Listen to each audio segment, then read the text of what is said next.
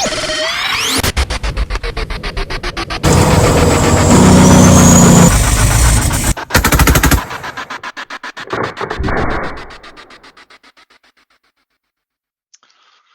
everyone. Thanks for tuning in. You're watching another episode of The Naturalist Capitalist, and I'm Reed Coverdale, and I've got a special guest on the show, my friend Eric Jackman. How you doing, Eric?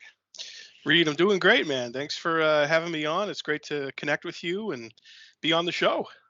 Yeah, well, you were one of my inspirations. When we were working on the Tulsi Gabbard campaign together, I watched a lot of your videos that you did with all the candidates, and I've kind of tried to emulate the way you do things a lot on the show. I think it's cool, like getting people on and asking them questions that most mainstream outlets or even other independent outlets wouldn't ask them. So it's pretty cool.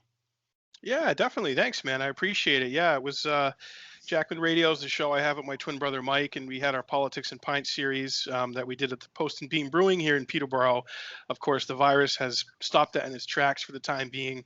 But yeah, we did some great interviews. We had Andrew Yang was our first one, then obviously Tulsi, Marianne Williamson, Mark Sanford, Bill Weld, bunch of other cool people. So I appreciate that, man. I'm really flattered, and that's kind of why we do it. I like to inspire people to realize that the power is in our hands, and politicians and people who run for office they're not any different than you and I, and they should be held to account. And as we've seen time and time again, the mainstream media is really in bed with the people who pull the strings and run the country, and they're not going to ask any serious questions. So with the status we have in New Hampshire as first in the nation, my brother and I have always liked to take advantage of that and ruffle some feathers, ask some questions, and do some cool stuff. Yeah, I'll put a link in the description to your channel. Everyone who's watching this, go check his channel out. It's really cool. They've had lots of interesting discussions, and then he does a tremendous impersonation of Donald Trump, which is something else I must add. Well, I got to tell you, Reed, the Donald Trump impression has been something that's opened doors and women's legs like you wouldn't believe, quite honestly, okay? It's taken me to places that I never believed imaginable. I've been on chartered flights over to Russia with grizzly bears and dancing Russian women. It's been unbelievable. But yeah, I've been a professional Donald Trump impersonator for the last 5 years, and boy, what a weird, crazy, fun, interesting ride that's been. And when this quarantine business started, all the gigs stopped. Obviously, there's no more live performances, and people weren't looking for entertainment like that. So I was able to grow my facial hair and my hair really long for the first time in 5 years, and that was really nice. And then a couple weeks ago, I got a gig outside of Boston with this wealthy financial group, and they wanted to hire me just to come to a private party and entertain them for an hour. So I'm a capitalist. Money talks, Reed. As you know, money talks. So I got the haircut, shaved off the facial hair, put on the Darth Vader golden helmet, and painted my face bronze, put on the red blood Putin power tie, and I went down there and entertained those people, and I gave them the night of their lives. You wouldn't even believe it. It was unbelievable. So yeah. As I said, guys, you got to go check this guy out. He's really funny. He's got interesting political interviews, but as he just demonstrated, he does a lot of satire and entertainment, and it's definitely worth checking out. So I'll put a link in the description. So I met you on the Tulsi Gabbard campaign, and as you remember from our first conversation we had, I felt a little uncomfortable being there because I'd never supported a Democrat before, and I felt weird hanging out with a bunch of liberals, as I put it. And then I started talking to you, and I was like, oh wow, this guy worked on Ron Paul's campaign, Gary Johnson's campaign, Rand Paul's campaign, but then you've also worked you've also done like local politics, and you've kind of supported people from all around the political spectrum. One of the things I really try to push on this show and on Twitter is embracing ideas that transcend political parties or transcend people, because people get so stuck on, one politician or one political party, and they, they kind of give up on the ideas, but you really look for the best in everybody. So you want to just talk about that a little bit, about Let's start with talking about all the political campaigns you've been involved with. What's that Sure. been like? Just Yeah. give us some history. Cool. Yeah, absolutely. It has been kind of a mixed bag, and I hate party politics. I think it's been one of the greatest and most destructive forces in our whole system. Out of money. I mean, money has its place. Lobbyists, but the parties, and this is where I love Jesse Ventura. He calls them gangs. Read, they're like gangs. You know, Democrats and Republicans, they're gangs. And he's absolutely right, man. And they are gangs. And I am all about ideas. And um, I know when we had dinner, we had Chinese food before you left for your job, your trucking job there. Um, Foreign policy and war, we talked about that, and that's really been a main issue for me most of my adult life. Well, especially because I grew up with the 9/11 era with Iraq. So I had friends of mine who, in response to this event that happened on 9/11, were now all signing up for the military who otherwise would not have been signing up. And now they were going to be sent to these countries that I had never fucking heard of before. I mean, I didn't. Afghanistan, I never heard of Afghanistan. Pakistan, I didn't know any of these countries. Right. I didn't know a lot about Iraq, but I said, wait a minute. If we were to believe the official story of 9/11, that it was bin Laden with most of the hijackers from Saudi Arabia, but we're going to attack Iraq. Why are we going to Iraq? Well, this doesn't make Right. sense. So that was like really my intro to all this stuff, and I started questioning that. And that was around 2004, and I was a young kid. I was 17 going on 18. It was really the first New Hampshire primary I was involved in, and I really believed that John Kerry was an alternative to George Bush. So I supported John Kerry. My brother and I helped get him to our high school, Conant High School in Jaffrey. He came in on his helicopter, spoke a day Oh, before wow. the primary, and it was a really cool thing to be a part of and be able to tell people, hey, I had a hand in doing this. So I really enjoyed that. My brother and I have always been natural speakers, speaking in front of crowds. Obviously we do comedy and impressions, but we're able to speak in front of a crowd, no problem. So that was my first taste of it. I really liked it. I was fascinated by the primary. And then I graduated high school in '05, and obviously was bummed Kerry didn't win, but I started learning more things in college. You know what a lot of people say, you go to college, you become more liberal, and you're just going to, you're in a bastion of progressivism, and you're going to go even farther to the left. Well, what happened with me on some of my issues, I kind of went more towards the center and even a little bit more right. And one of the things that really caused this was learning about libertarianism and Ron Paul. Right. And I had no idea who Ron Paul was. So I got to college in fall of '05, and then come around '06, '07, when I was a sophomore and a junior, Ron Paul was coming to New Hampshire, and he was running for president for the Republican nomination in '08. And I was like, wow, who's this Ron Paul guy? Because I was seeing his signs everywhere. And say what you will about Alex Jones now, but Alex Jones was boosting Ron Paul big time. And I'd always been into Alex Jones just because I got a kick out of him.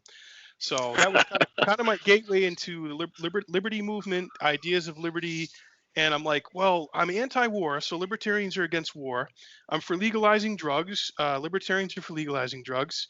I want less surveillance, and I'm horrified by the Patriot Act. Libertarians are all good on this, because originally I had come at those issues from the left, thinking that Democrats owned these issues and they were good on these issues. Right. But then when you start seeing your mainstream Democrats voting all the time with neocons, voting for more appropriations for war, voting against drug legalization, voting for the Patriot Act, you're like, what the hell? Why am I going to Right.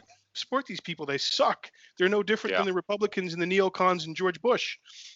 So when I saw Ron Paul get up on that stage, man, and just eviscerate Giuliani and then all those neocons, and just take them to school on foreign policy and remind them that, if you believe the official story of 9/11, it's blowback, and we shouldn't be meddling in these other countries. I knew I found one of my heroes.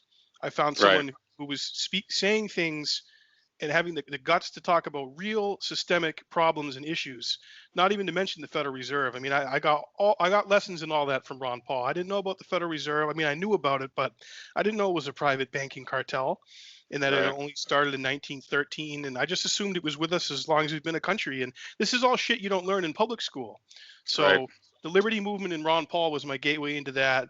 And some of my views went to the right, like my views on guns. I didn't really think much about guns in high school, because I just took the standard Democratic line, because I like John Kerry and I wanted to do whatever George Bush was saying he liked. I wanted to be against George Bush. Right. So that for me began to solidify a lot of my libertarian views. And my brother and I were really big on Ron Paul in '08. My brother introduced him at Keene State when he spoke there, and we were really really big on him. But also on that time, I was really big on Mike Gravel, Senator Gravel from Alaska, Hmm. and he came to my college. He came to Franklin Pierce University, and because I was involved with this TV station there, the Marlon Fitzwater Center for Communication, I had my own political show there at my best friend Justin, and we lined up Gravel to have him on our show. We interviewed him, and I was just, because I was a poli sci major and a history minor, I'm fascinated by this guy. I'm like, this guy is a living legend. This guy has been resisting empire and standing up for real things his whole career, and no one knows who the hell he is. Right. And he had gotten into one of the debates, and I watched him. I said, I really like this guy. So I guess you could say, like, libertarian kind of on the right, I was all about Ron Paul on a lot of issues, and then on the left, for some progressive ideas, and just like Ron Paul, genuinely opposing empire and regime change war and foreign wars, I was for Mike Gravel. So I ended Hmm. up becoming Mike Gravel's driver, and I got to drive him all over the state, which was just so cool, man. It was like having Yeah. your own live history lesson with a living legend. Hmm. And the highlight was driving Mike Gravel to one of the last debates that they let him into. And he was up there on stage with Crooked, with Biden, with Edwards, Crooked. with Obama, and Kucinich, and I'm a big Kucinich guy too. I got to know Dennis Kucinich during this time as well, and Hmm. I had dinner with him, and he went to events with these. They all came to my college. That's the beauty of the New Hampshire primary and going to Franklin Pierce University. You're right in the thick of everything, and you meet all the candidates. So I took full advantage of that. So I guess you could say early on, these are the guys and the candidates that really helped shape my views and solidify them, and kind of push me in a direction to learn more and to question more and to realize that there are people who do get into positions of power who are genuinely good people and want to do the right thing on both the left and right. Right. So, um, I wasn't. I'm not quite as old as you, so when Ron Paul was running, I wasn't as aware of all the obstructions he ran into. I did realize that he wasn't loved by the media or by the Republican establishment, but I don't think I saw all the intentional roadblocks. When I was working on Tulsi Gabbard's campaign with you this past year, it was extremely obvious because you just see them raise the bar every time she got close. They were just demonizing her. They did everything they could to push her out. And it seems to just be getting worse and worse and worse. I wasn't alive 60 years ago. I don't know if they had the same strategy back then, but it seems like these two parties just do everything they can to squash anybody who's remotely good and force them to fall in line if they want them to have any sort of platform. Is that kind of what your experience has been too? Yeah, absolutely. So after '08, I was encouraged by Ron Paul and what he was able to do here in New Hampshire. Flash forward to 2012, I'm out of college and I'm working in the real world. I got my own apartment, living with my brother. I've had even more experience away from home and living as an adult and paying bills and taxes and thinking about shit you don't think about when you're in college or living at home with your parents. Right. And I was really charged and fired up for Ron Paul in 2012. But during the primary, this weird, obscure, goofy, interesting former governor of New Mexico, caught my attention.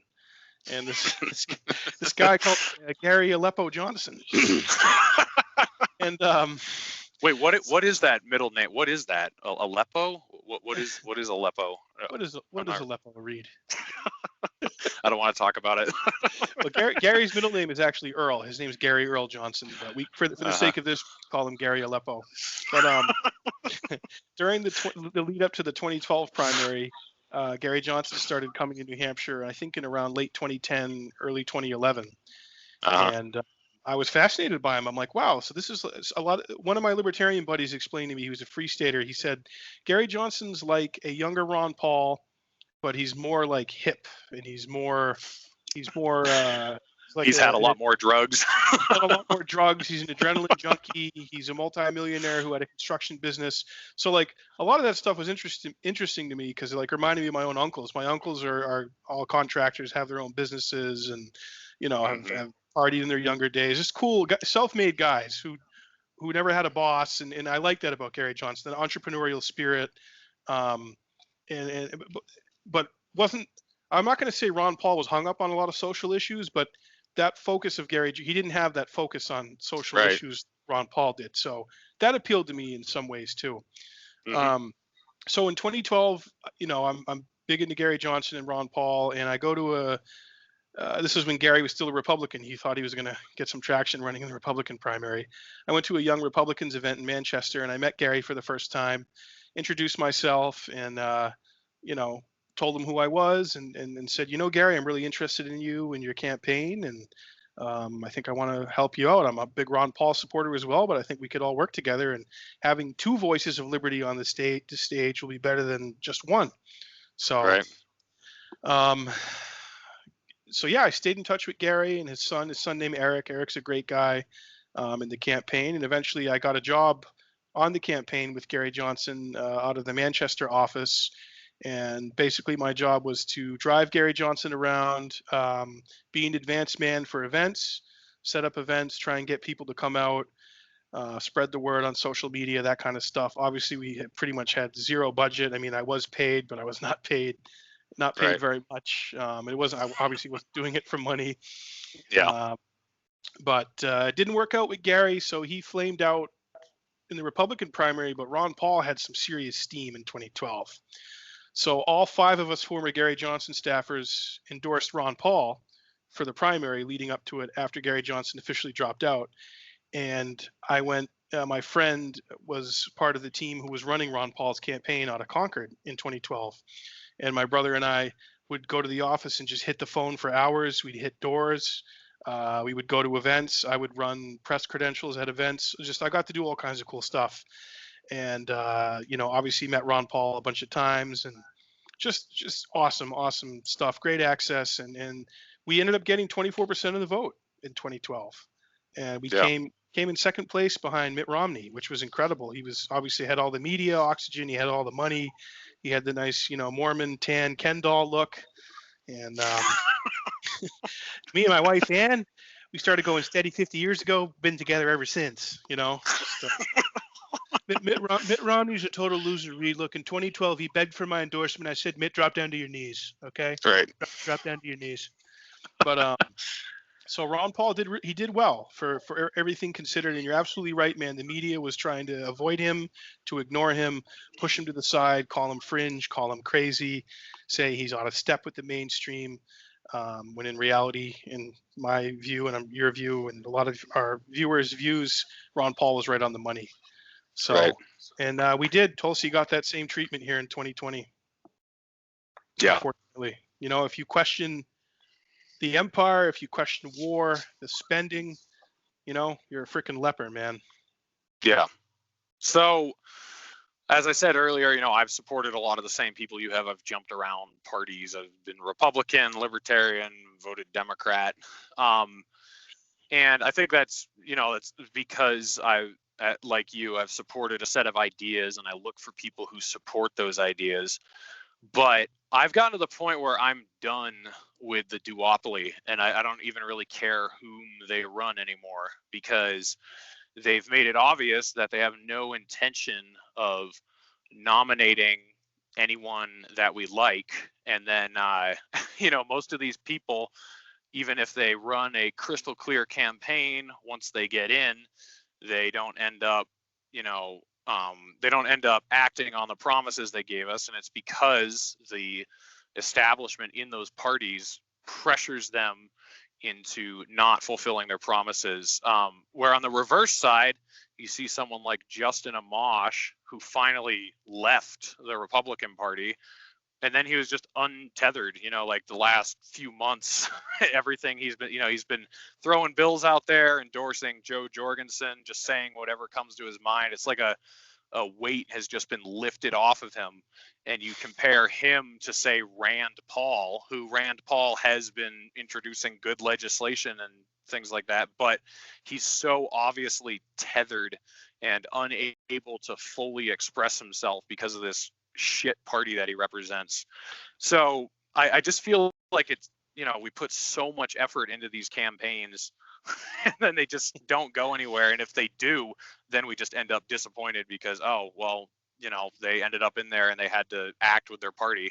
What's your response to that? How do you feel about that? Yeah, absolutely. And Rand Paul, I was big on Rand Paul in the 2016 primary. I did some phone banking for him. My brother and I endorsed him, went to a bunch of his events. But obviously he did so poorly in Iowa, he didn't even get to New Hampshire for the primary. Right. But you got to remember too, Rand Paul has the ear of the king. He gets to golf with the king, and that's that's, say what you will about that, man. That you got to play the game and get some shit on your shoe if you're going to get to a place where you can go hit the golf links with the president of the United States, no matter how much of a clown he might be or who he or she might be. If in some small way Rand Paul can influence foreign policy or drug policy or prison reform or something, you have to look at that as a positive. Now, Right. what he did to get there, it's compromise. And Yeah. unfortunately, that is a symptom of our system. Our system used to be about more compromise, but now it's so rigid and people are so locked in and dug in on either side. To even think about compromise would be betrayal and treason to your party and to the gangs. So, Right. yeah, you're right, man. Look, the parties are horrible. I watched a great documentary called The Swamp recently. That and you might not like this, but man, I got to tell you, I really personally like Matt Gaetz a lot now. After watching Yeah. this documentary, I mean, I know he's a weasel, but Yeah. they I have followed to Matt. watch it still. So Okay, so you've heard of it. I've heard of it. Yeah. I just Yeah, haven't so seen it yet. they followed Matt Gaetz around and Ro Khanna from Silicon Valley, who's obviously progressive Democrat, opposite Matt Gaetz on a lot of things. But these guys got together and they agreed on a lot of things, but they're so bound by their parties and by the Right. lobbyists and by the structure and the system and the swamp, which Trump so aptly calls it, which he's now fucking swimming in and part of. Right. That they can't do anything. They can't come to any compromise. They can't agree on something. They can't work together on something. So our system is paralyzed, and it's too bad because there are a lot of people, good people within it on both sides who do want to do the right thing. And watching it, I thought to myself, what would I be saying and doing if I had that seat in Congress, if I had that platform, and I'd be doing and saying Right. a lot of the same things that these guys are doing, but not being there, you kind of have this idea of how you would be and how you would vote and what you would do, but you don't really know until you get there. And when you get there, I think that's when you really realize how rotten and corrupt and bought and paid for our system is, and how good people like Justin Amash, Thomas Massey, they follow Thomas Massey around too. I'm a big fan of his. I like him a lot. I Right. think he's solid on a lot of issues. Mike Lee up to a point. Obviously Tulsi, Ro Khanna is good on some things, but there's always this force in this current that when you have good intentions and you want to do the right thing or with the interests of the American people and taxpayer in mind, you're always pulled back into a direction and brought to heel because you have to raise just obscene amounts of money. Yeah, I mean, they showed Thomas Massey, some member of Congress snuck a camera into essentially a call center in a cube, and they have the names of all the wealthy donors and people who have like contribute or the big money donors for the Democrats and the Republicans. Both parties have it. And Thomas Massey saying he was talking about an example where he went against Trump on voting for Iran. He did not want war with Iran, and he had a principled vote on it. Trump wanted him on that, and he crossed Trump. So Trump said, "Look, Thomas, if you cross me on this, you're going to have a primary opponent, okay?" Within 24 hours, Massey has a primary opponent that he now has to deal with. So Right. he had to then go and hit the phones like a whore and raise all this money that he wouldn't have had to raise, just because he made a principled vote and it was against Trump's wishes and Right. the party writ large. So that's a real problem, man. So the parties are a problem. The extreme is on both sides, and we end up losing reasonable people like Justin Amash and Tulsi Gabbard. So it bums me out. I mean, look, I really would love to run for Congress in a couple of years. I have my eye on it. I'm really thinking about it, but I want to be able to say what's in my heart. I want to be able to say how I really feel and be honest with people and not bullshit people and not have to grovel to interests and money. So do I run as an independent and risk not getting any attention, not getting in the debates, not being put in the polls? Or do I, Yes. no, you said you wanted me to do that. Or do I Yeah. just do I suck it all up and stay with the Democrats and speak my truth, but then just be ostracized anyways and marginalized anyways? Right. Yeah. I mean, you said you had a couple good points there, and I would like, Rand Paul and Tulsi Gabbard to work together and compromise. That's fine. What I am sick of is the compromise with the corporate owners of the parties. I mean, I think there is no room for compromise there, and that might sound really close-minded and arrogant, but this year, watching the stimulus bills that have gone through and just seeing how little of a shit the government gives about its people, and how controlled they are, I'm at the point where I am with Thomas Massey on the CARES Act. Like, there might have been a couple little things that were going to help some people in that bill, but you've just got to say no. I mean, because the little tiny amendments and the little bits of gold we can sneak into these giant Right. omnibus bills that just crush us, if it's year after year after year, we're at the point where, I mean, we live basically in a fascist economic state now, and, almost in other forms too, with the stuff that's going on these days. But we have a complete corporate oligarchical monopoly on our lives. And by compromising with that just to get a little bit here and there, I mean, we're way past that point. I mean, I just think we need people who are going to stand up and get crushed in the process just to make people aware of it. I don't think people would have known how bad the CARES Act was if it were not for Thomas Massey, and pretty much everyone else voted for it. So I'm just, that's more what I mean. Like, I'm just done with these two parties that, they don't offer enough of a solution, and they might have a couple good people here and there. But I actually released a video yesterday where I said I'm boycotting the duopoly from now on. Like, even if they have a good candidate, I'm at the point where I feel like giving them a vote is actually supporting the system. Sure. And sure. I mean, obviously right now I think the Libertarian Party is the vehicle forward, but if another one came up, sure, like I'd love to see no parties, frankly. Like, I think parties are the worst thing in the world, but I think we need some vehicle that can break the back of this two-party system, and then, hopefully bring in change that would lead to more open debate and dialogue and diversity of ideas. But where we are now, we're just not headed toward that. We're headed toward singularity. People think the parties are becoming more different. They're becoming more the same. And it's at the point where this is, just go ahead. You're right, Reed. They're two heads of the same snake, man. And I had Cynthia McKinney on my show, the former congresswoman from Georgia, who's just like, she's one of the most based lords like I've ever encountered. She was in there. I don't know if you know anything about her background or what she did when she was in Congress, but to me, Cynthia McKinney is how a member of Congress should be. Stand up for your beliefs. Tell the leadership to go fuck themselves. I'm not here to play favorites. I'm not here to try to raise $500,000 to get a committee chairmanship. I'm here to represent the people of my constituency and be a good steward of the American people's tax dollars. And that's exactly what Cynthia McKinney did. That's what Dennis Kucinich did. That's what Mike Gravel did. That's what Justin Amash has done. Thomas Massey, Tulsi. There are good people who can get in there. You got to show some spine, and you got to be willing to stand up to the leadership. And more times than not, the people will support you. And that's what the fear is. The money and the influence has such a grip on these members of Congress and our politicians. They're so afraid to step out of line even once. And the Thomas Massey thing with Trump is the case in point right there, that they won't do it. They won't stand up. They won't do the right thing.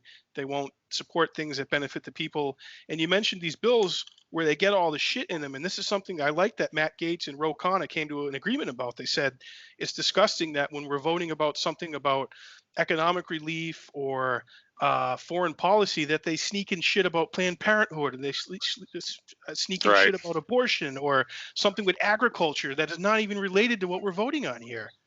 Right. And then that causes paralysis, and then that splits where people are going to vote, because say you're voting on to go to war or something to deal with Iran, dealing with foreign policy, but also in that bill they sneak in something about closing or supporting a defense, a base, a military base that's in your home district. I mean, Yeah.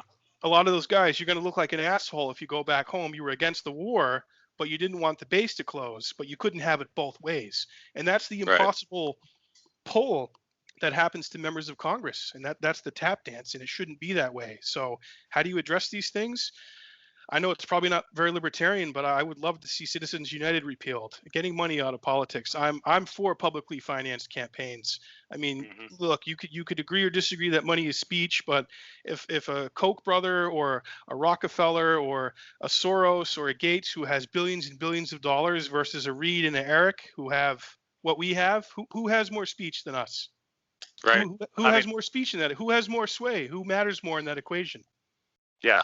No, I mean, I agree with you on Citizens United. What I think, if we overturn it though, the parties that were exempt from Citizens United before should also not be allowed to give donations, because Citizens United really expanded, what corporations were allowed to endorse. I think That's right. I'm not sure. I think like Planned Parenthood was allowed to endorse someone before Citizens United was decided upon. So I think if we do make that transition, that it needs to be across the board for everybody, not just certain corporations or whatever. But totally.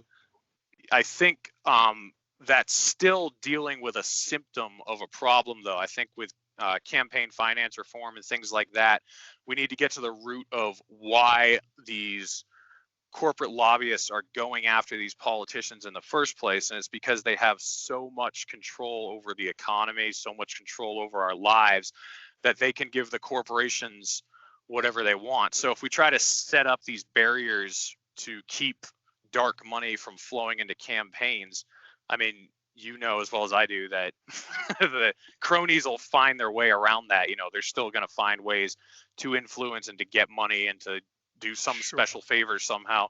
So to me, it's really, to eliminate corporate power, you have to eliminate government power. And a lot of people, yeah, exactly. Like, people don't put those two together. They think that if you just limit the corporations somehow, that it's going to fix the problem. And I think the corporations are always going to find a way to get into the government. So you have to limit the government's power in the first place so that they don't have that power over us at all. That's, members of Congress and lobbyists are ping pong balls. Here I am in Lehman Brothers. Or let me go in the wheel. Now I'm working, I'm in Congress and I'm on the finance committee. 2 years later, I'm back with Lehman Brothers, so it's that ping ponging of people who can go from being the ones who write the laws to being the ones who benefit from the laws and cut the checks for the people who write the laws. So I'm all for banning lifetime, no lobbyists. You cannot run for Congress if you were a lobbyist. Right. I'm totally for that. And then subsidies, so subsidies are given out to corporations and certain sectors of the economy. End that. Yeah, and absolutely. Ron Paul says end the warfare and the welfare state. So that would be a place to start. So you're decreasing the power levels of both structures that feed off of each other. Yeah, exactly. That would be great, man. I'd be all for that. So what do you look at as a realistic path forward? Because you're an open-minded person, as I said earlier, I think you look for the best in every system or every person. Do you think there's any hope? And what could the vehicle for that hope be? Is it that, one of these parties is going to be overtaken, or is it a non-political solution, or just what are your thoughts on how dismal things are and how we dig ourselves out of this hole? Yeah, man. Well, naturally, I try to be a pretty optimistic guy, an upbeat and positive kind of guy, because there's so much darkness and negativity in the world. It can really swallow you whole, man, and bog you down. But ultimately, Mike Gravel talks about people power and, initiatives, citizen initiatives voting. He called the reason he ran in 08 was because he was promoting his National Initiative for Democracy, which is essentially referendums, the people voting on issues and becoming either partners with Congress or seeking to erode Congress's power and put more power of the ballot into the people's hands. And So say in your locality, something comes up for taxes, something comes up for dealing with the roads, trash removal, whatever it is, you vote on it. People vote on it. Right. And then have that done on a national level. So going to war with Iraq, don't bring that to a vote to 535 individuals. Bring that to a vote to 335 million individuals. Let the Right. people who are going to carry the burden on these big picture items and these issues, let them have the direct democracy. Let them have the voice for that. Now, figuring out how to do that and how to implement that and who would be controlling that, that's the rub. I don't have all Yeah. those answers. But Mike Gravel has written some great books on it, so I would direct people towards Mike Gravel's National Initiative for Democracy and what he said about it, and citizen power and referendums. I mean, it's how look at all the states, man, that got marijuana legalized because the people did it. Hmm. They said our Congress isn't going to do it, our legislature is not going to do it. You know what? F you, we're going to do it ourselves, and they did it. And it's happening, and it's brought about real change in people's lives. So if it could be done on that level, why couldn't it be done on the federal level? So I think that is a place to look.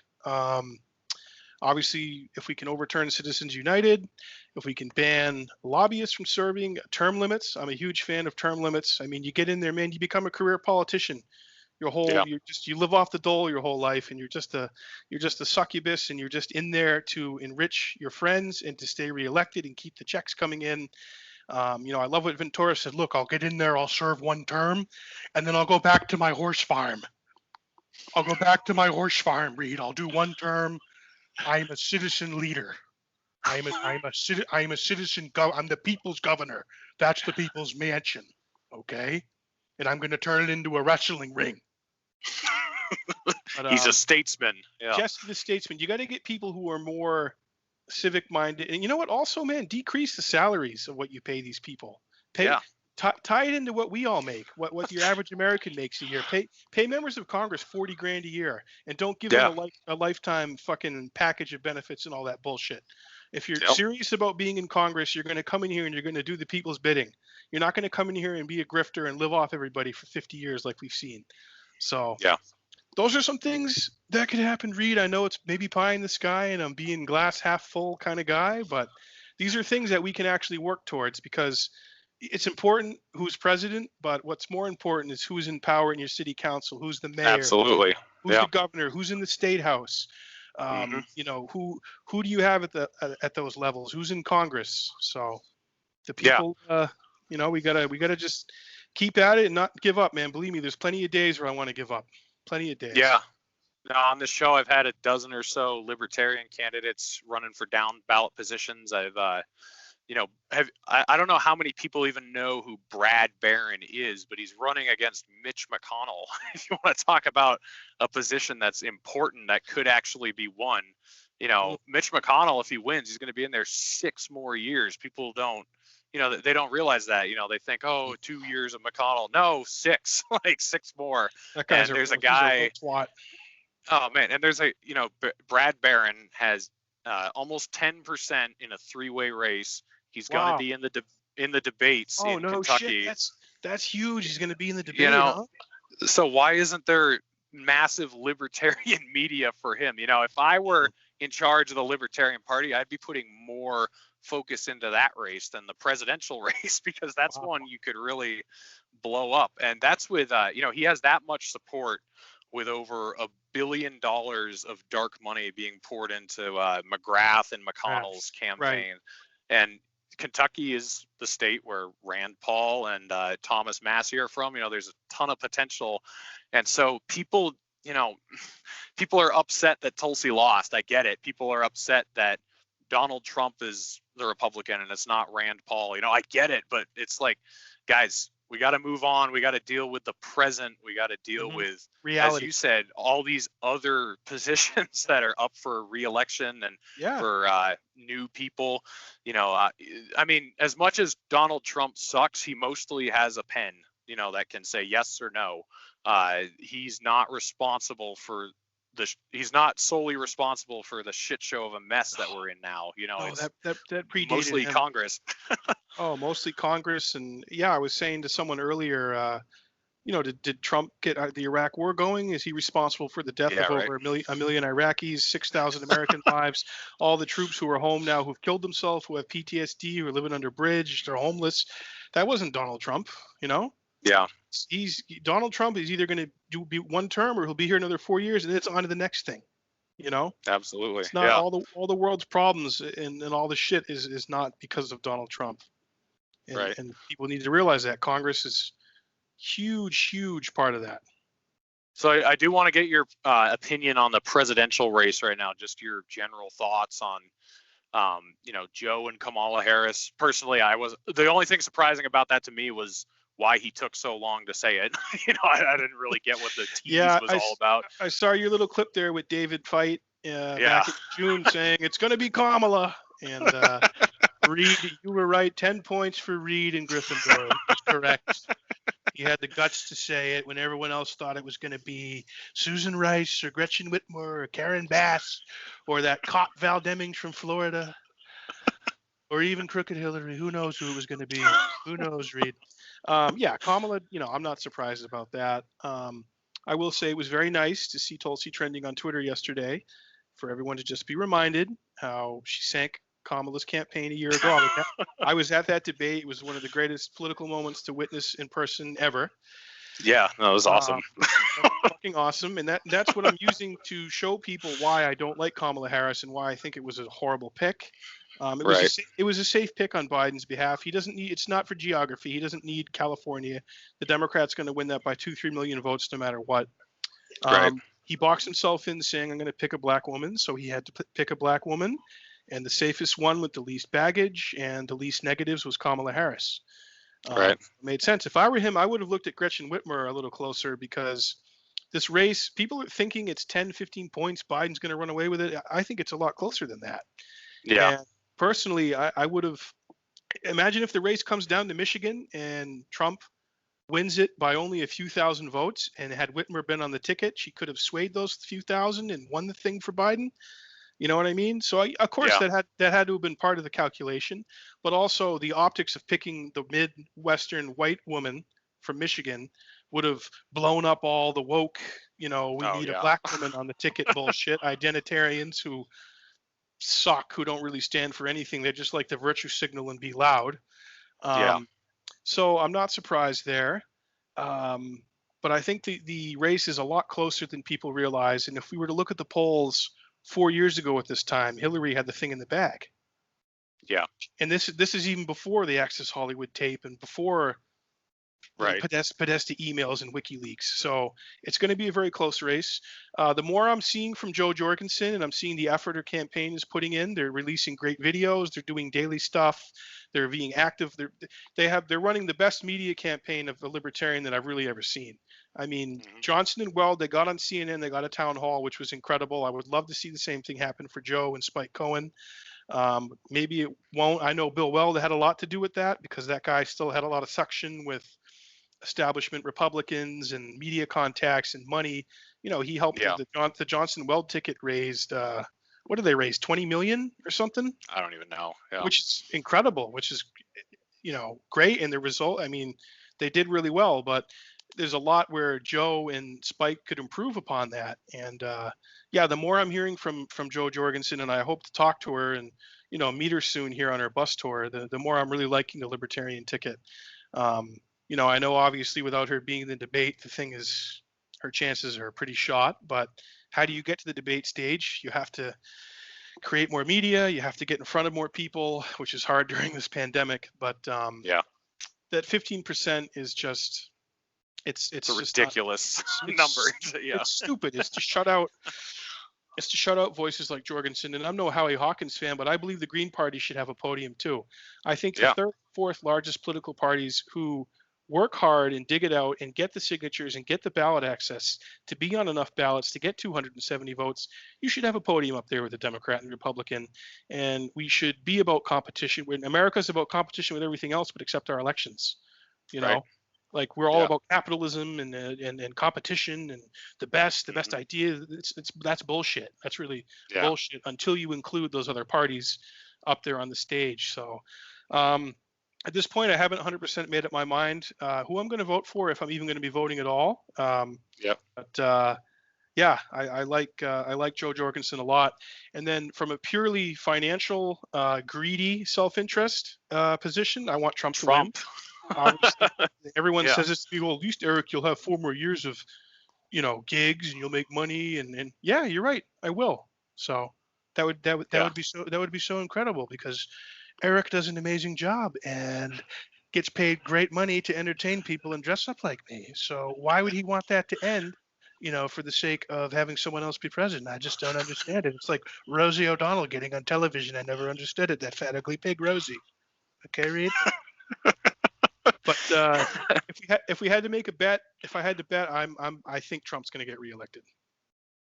Yeah, I actually think Biden is going to barely squeak by. And my reasoning is several things. So one is that Trump was the surprise candidate in 2016. And, he was not an unknown, but as far as his political positions or he was an unknown evil. People didn't know what he was going to do. And he also was a joke. People thought, oh, there's no way he can win. So a lot of people who didn't like Hillary stayed home because they were like, she'll beat him. I don't really care. And he had the anti-establishment vote, the people who were really sick of getting screwed over, sick of the Obama economy that we had. And they thought, wow, this guy can really shake things up. So he's lost all of those elements. Doesn't have that in his bag of tricks this time around. Yeah, and he's also turned his back on a lot of campaign promises. Like, he was going to go after the Federal Reserve. He was going to, end the wars overseas. He was going to lock all these dirty politicians up. What do we have? We have, he's sort of, he perpetuated the wars we have. He's hired the swamp. He is, lately the Federal Reserve is his best friend. He's encouraging them to be more reckless than they want to be. It's just like a complete joke. So he has done a 180. And so I think he's lost any surprise support. I think his only hope is that, Joe Biden, Kamala Harris are just so terrible. And that's their best hope too, that he's so terrible. It's a race to the bottom. Isn't that just a sad commentary on our whole deal? I got to give Trump some credit. I like some things he's done, man. I love that he met with Rocket Man. He went over there. Yeah. I like that. Look, I would expect Tulsi to do the same thing if she was president. And that's one of the reasons, one of the early things I loved about Tulsi. She met with Assad, she met with Modi, not afraid to meet with these horrible butchers and terrible people, because you got to deal with these people. You can't just ignore them and put them in a box. You have to engage them. And I don't want any more wars. I don't want Americans to die over in Syria for that bullshit. Right. So if that means going over there and talking to that asshole and trying to figure something out, I'm all for it. So when Trump met with Rocket Man, aside from the entertainment value, when you got Dennis Rodman, who's the first ambassador to North Korea. It's just everything, because Rodman, who was on the Apprentice with Trump, and then is friends with Rocket Man, and then Trump becomes president, and then he's in the middle of it. It's fucking incredible, dude. It's something that I'm here for. I don't know how long we're going to be here for, but I'm just glad I lived to see it. And, North Korea, they have the bomb, they got the nukes, that they're never going to give up their nuclear weapons, but I would rather engage with them and talk with them and try and bribe them like Trump did. Look, you could have such a beautiful economy. You could have waterfront in Pyongyang next to one of your slave camps. You could have Trump Pyongyang Tower. Okay, Reed, it would be unbelievable. We could take some of the meat of the people that you chop up, and we could make Trump burgers out of them and Trump steaks. Okay. It would only cost us 9 cents to make, and we could sell them for $50. We could make so much money here, Rocket Man. But Trump doing that was great. I like some of the, look, obviously I want more prison reform, but I like that he was willing to work with Van Jones. Van Jones, who's a good friends with Tulsi, who's been a supporter, of Tulsi. That's great. I'd love to see Van Jones working with Donald Trump on that. So you would slightly prefer a re-election of Trump to a Biden presidency, I'm assuming, right? Yeah, Biden, Mr. Chairman of the Senate Foreign Relations Committee, cheerleader for the Iraq War, Right. Mr. Crime Bill. No, he didn't vote for the Iraq War, Eric. He thought we weren't going to go in. He. Oh, right. Yeah. You know, Oh my God. yeah, Mr. There was never a war he didn't love. Right. Yeah, no, Biden has not earned my support or my vote. I mean, No. look, I was saying this to my colleague yesterday. I said, look, if Biden would have some balls and come out and announce his cabinet ahead of the election and give us anti-war progressive people something that's concrete, that we can really have, that these people are going to be in my cabinet and they're going to have influence. Okay, then I would be like, oh, okay, Biden, you're willing to compromise and throw a bone to Yang people, to Bernie people, to Marion people, to Tulsi people. But they're not doing that at all. They're doing this. They're throwing him to the Cheney people who have endorsed him. Yeah. I think George W. Bush is going to vote for him. John Kasich, yeah. That loser, John Kasich, who looks like he's perpetually smelling a fart, is going to speak at their convention, Reed. Can you believe that? And you see the way he eats pizza? It's so disgusting. He's got the fork. And I was saying to Don Jr., I've never seen somebody eat pizza like that, especially not John Podesta or John Kasich. Yeah, dude, if Biden would do something bold like that, but he's not. He's owned by the same people who own every nominee, and he's not really giving me a reason to support him. I mean, Jesus Christ, they couldn't even get Medicare for all and marijuana legalization on the Democratic platform. Right. On their platform for the convention. This is what we're for. It's like, fuck you then. Just give us Trump for another 4 years, and we'll figure something out in 4 years. You know what I mean?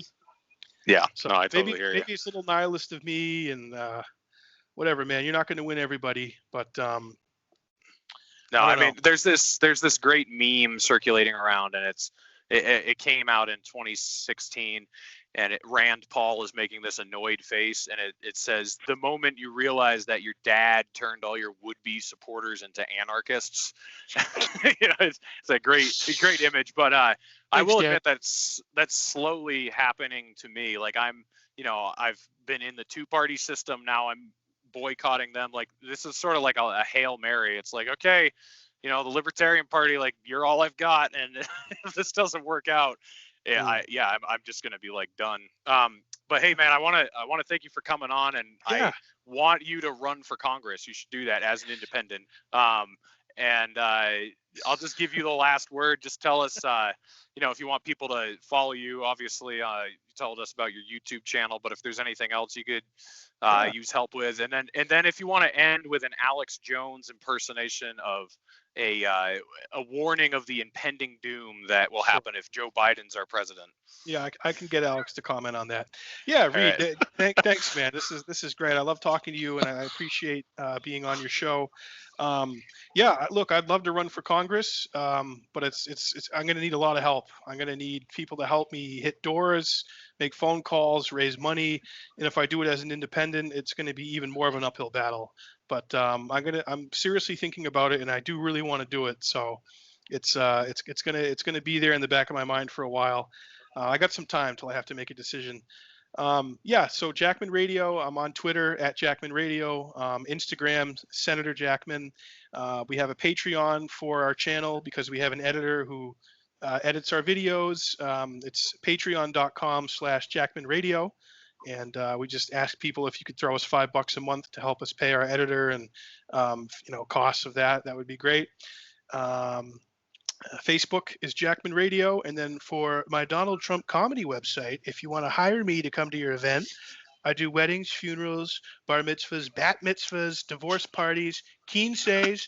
But the quinceañs got to be legal. They got to be legal quinceañs, Reed. Otherwise, I won't do them. You go to jackmantrump.com. And that has all of my videos, just pictures and crazy shit I've done over the last 5 years, what you could expect from my act. And that pretty much wraps it up. So let me grab Alex Jones for you. All right, folks, picture this. 1,000 years of darkness if we get Joe Biden in there, right? He's a child-smelling, warmongering corpse, and he picked that cop to be his vice president. We could see right through her. She's Willie Brown's cock holster, folks. She's disgusting. There's nothing she wouldn't do for power. And if we get Joe Biden in there, folks, we're talking about 1,000 years of darkness, and so many more babies are going to die, okay? Because they're at Planned Parenthood right now with the Rothschilds and the Soros and the Podestas, and they're making up baby smoothies, and Hillary Clinton's taking the baby smoothies, and she's putting it into her blood. Then they're putting it on trucks, and they're bringing it right over to China, Infowars.com. All right. Well, as I said, Eric, pleasure to have you on, and I'll have to have you back on again. I'd love to sometime in the future. Oh, absolutely, brother. And stay safe out there on the road, man, and keep up the good work, dude. I'm proud of you, and this is fucking awesome what you're doing. All right, man. Well, we'll catch you next time we have you on. All right.